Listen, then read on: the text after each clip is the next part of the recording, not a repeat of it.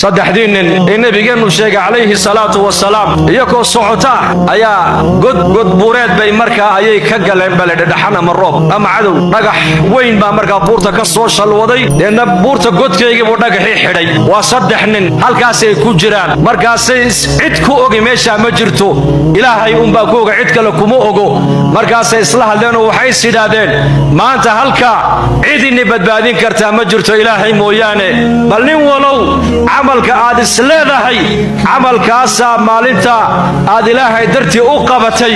oo maaragtaane camal saalixa oo ikhlaas ahaa aad isleedahay bal maanta ku alla bari buu yidhi halkaa camalka ha kaa badbaadiyo maantaas kii u horreeyey baa markaa ducada bilaabay waa camalku nin walba ugu rajo weynaa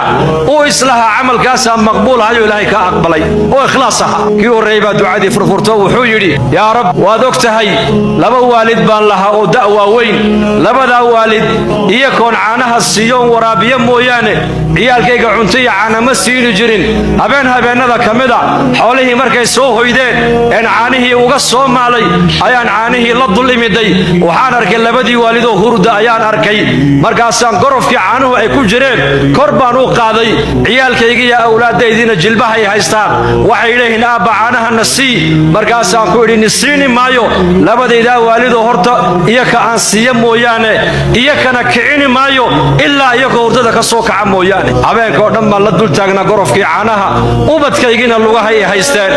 waagii markuu dhowaaday inuu baryo ayay labadii waalid hurdadii ka soo kaceen markaasaan gorofkii caanaha iyo kii siiyey kadib baan ubadkaygii siiyey ilaahow maalinkaa haddaan labadayda waalid aan sidaa ugu yeelay inaan adiga kugu raalligeliyo ilaahow dhibaatadaa maanta aan ku jirno adaa naga saari karee ilaahow dhibtaa naga saar buu yidhi markaas rida rabbi fii rida alwaalidayn deedna markaa dhagaxii uu dhaqaaqay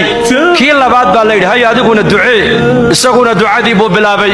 yaa rabbi waxaa jirtay gabadh ina adeertaya oo aad u qurux badan gabadhaas intaa oo jeer baan shokaansaday way iska kay diidday inaan xumaan u geysto beryaha ka mida abaar baa dhulkii ka dhacday anigoo hanti badan haysta ayaa xilligaa abaareedku ku soo hagaagay ayadoo baahan bay ii timiday markaasaan ku idhi waad og tahay inaan aad kuu jecelahay berina waad i diidday maanta baahi baa ii kaa keentee qolkaa ina geliyo deedna waxaan doonaan kugu samayni kadibna waxaad doonto xoolo anigu waan ku siini baahidii ii keentaa markaa gabadhii waa iska oggolaatay baahi baa jirto abaar baa jirtay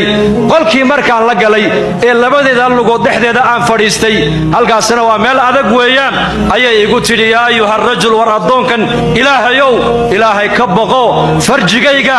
xaaraan ha ku jabin bay igu tidhi xaaraan yaa markaan maqlay ilaahay ka baq markaan maqlay halkaasaan ka soo noqdoo ka kacay cabsidaadaan uga soo kacay maradii baan saaray iyadii deedna waxay xoola doonaysay oo dhan ayaan intoon u buuxiyey ayaan sabootiyey haddii maalinka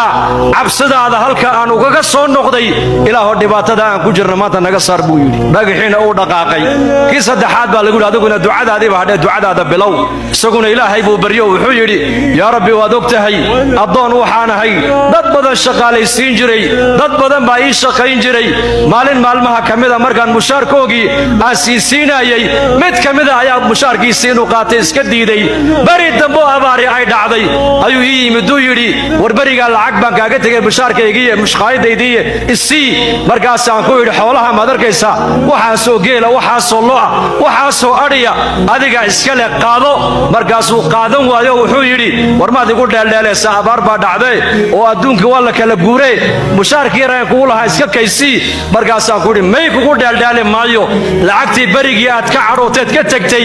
shirkadayda kambanigayga ayaan sheerkaaga dhigon kuugu daray wallaahi xoolahaasoo dhan adaa iska leh kaxayso markaasuu farxay uu duceeyey yaa rabbi buu yidhi kiina haddaan addoonka